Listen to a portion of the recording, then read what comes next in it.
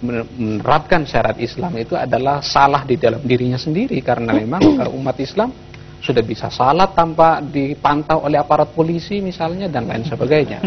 Jadi itu menjadi lemah argumennya.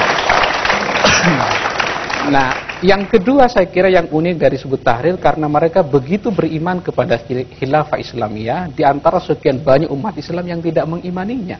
Karena kita tahu bahwa rukun Islam dan rukun iman itu tidak masuk di dalamnya khilafah Islamiyah. Jadi nggak apa-apa sebenarnya tidak beriman kepada khilafah Islamiyah. Ya, itu saya kira tidak tepat. Apa yang disampaikan oleh Pak Mursyid ini ngawur ini. Nggak ada itu kita beriman pada khalifah itu. Ngawur itu. Rukun iman itu ya 6, nggak ada lagi khilafah. Boleh Anda jabarkan apa sih perbedaannya antara konsep imamah, konsep khilafah? Apakah sama atau apa bedanya? Khalifah, imam, Amirul Mukminin itu bimana wahid, itu satu pengertian sebenarnya. Tapi kalau tadi disinggung-singgung apakah seperti sistem kepausan, tidak juga, karena sistem kepausan itu kan dia hanya pada aspek spiritual saja gitu. Tetapi bahwa umat Katolik seluruh dunia punya pemimpin, saya kira begitu juga semestinya umat Islam gitu. Umat Islam itu punya pemimpin, tapi bukan satu pemimpin, tapi bukan hanya pada aspek spiritual, tapi juga pada aspek non spiritual dalam aspek politik.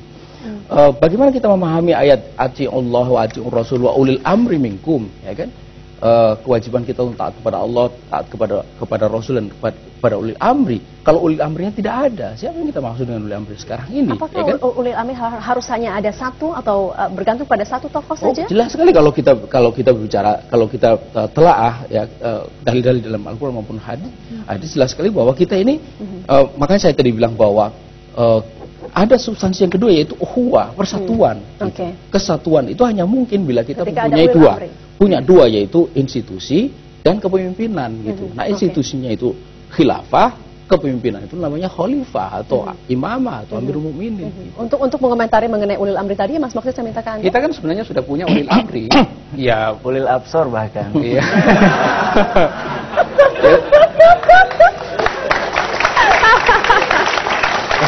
Presiden kita ini kan sebenarnya sudah ulil amri ya. Oleh karena itu memang kata ulil amri itu sendiri maknanya di dalam kitab-kitab tafsir sangat banyak sekali.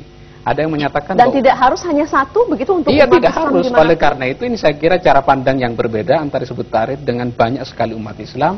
Orang-orang Hizbut Tahrir menyangka bahwa Islam itu menyediakan seperangkat resep yang begitu komplit menyangkut mekanisme di dalam perpolitikan. Tapi banyak umat Islam yang memiliki pandangan bahwa Islam itu hanya berisi Quran, hanya berisi kerangka etik moral di dalam kehidupan. Jadi tidak berisi tentang bagaimana cara mengatur perpolitikan. Karena itu diserahkan sepenuhnya kepada masyarakat Islam untuk menentukan sistem yang mana yang paling baik untuk kehidupan mereka di dunia. Itu yang menjadi prinsip dasarnya kan seperti itu.